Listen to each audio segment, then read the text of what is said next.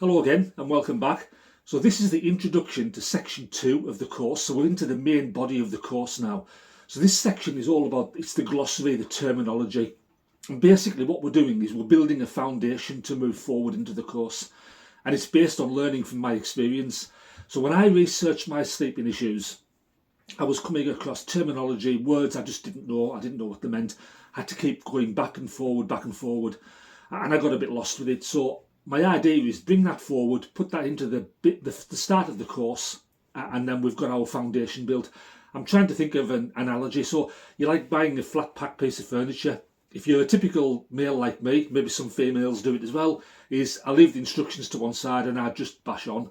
Inevitably, I have to go back to the instructions. My foundations aren't there and I get lost. It's like building your garden wall, isn't it? If your foundations aren't right, it's going to fall over. So this glossary terminology, this is the foundations for moving forward into the course. Also, I can't stress enough that, and it's quite important for this section, is use the workbook and use the assessment at the end as well, because it does check and understanding before we go forward. So why have we got this section? Why have we got the glossary and terminology in the front? Well, the next section, section 3, is going to be possibly the most difficult section on the whole course. So it's basically around the science of sleep. So we talk in the next section about hormones, neurotransmitters, things like that. Just going to be technical, but I've broken that down into terms so we can easily understand them and move forward from there. So it's not difficult, honestly. If I can understand it, you can understand it as well. The terminology is broken down so you can easily understand it. What I'm going to do is I'm going to explain what each one is, the hormones and the neurotransmitters. I'm going to explain how they affect sleep, health and our well-being. I'm also going to explain how they interact with each other. That's quite important to understand. And finally, we're going to learn how to balance, feed and look after our hormones which affect sleep.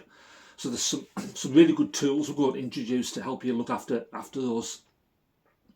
So as I explained earlier, each section we're going to have an introduction video like this one. So I'm just going to explain what the section's about, which I've just done. So this is all around the terminology, the glossary, and then we're going to break the section up into subsections, and all you're going to see then is a presentation slide, and my videos will be a little video on the bottom left hand corner.